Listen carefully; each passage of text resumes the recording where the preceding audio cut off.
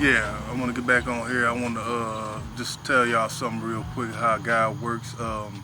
Not too long ago, before I did that last video, I was talking to one of the guys who stay at the Salvation Army, and we just talked about some life situations. And maybe 30 or 40 minutes after that, a young lady got dropped off at the Salvation Army from getting kicked out of some kind of place, I guess, for women who don't got nowhere to go, like the Salvation Army.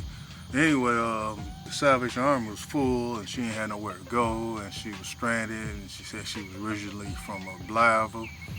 And the young lady, she broke down, started crying, and the guy was, you know, comforting her, and I was comforting her, and I was telling her, hey, it's gonna be all right. The sun was shining on us, and I basically just told her like, hey, we all going through things, and I even explained my situation about being molested and everything, and how we got to stay strong. And the lady, she instantly stopped crying, and got to talking more and listened to like what she'd been going through, and she'd been molested herself, and talking about how she used the strong drugs that she used and everything. And I was telling her like, God put us through tests and situations, and she got a lot going for her, in her situation. I ain't gonna put all that lady business out there like that, but yeah, and it just makes me feel so good that I didn't have any money, nothing like that to give her, but I gave her my time and my advice and my life experiences. Some of it, a little something to get her, going. And I even helped the lady, came up with an idea to, for her to go up to the hospital and, get checked in. She said she had insurance, and plus she was pregnant 3 months, something like that.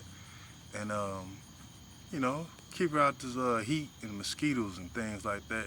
And overall, the moral of the story to me is like, you never know how God works. He put people in your position, in a position for you to help out, and it's up to you. What you gonna do? Just, could have easily walked away, cause I was about to go home and, tend to my business, but, I helped out somebody. It was free. The time that I took talking and walking to the hospital with her, made me feel good. I helped somebody, She was happy, gave the young lady a hug, told her I don't want to see her again. And, she need to be back home, or she want to go and Blytheville and stuff like that. But yeah, it made me feel good, made my day, that I helped somebody, and just to know my story, it can help other people. And that's what it's for. I guess that's what God had me go through what I went through. Because it's like the past traumas ain't bother me no more. But other people, they going through things. And that's why a lot of people smoke and drink and do hard drugs, because they went through things like that, and they don't know how to talk to nobody about it. And they just keep it to themselves and try to drown it out with the alcohol and drugs. So, moral of the story, you never know who you might be entertaining. You might be entertaining an angel, as they say.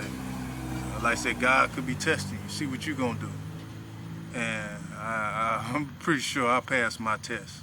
But anyway, I'm going to let y'all go. And like I say, if somebody need a helping hand, help them out.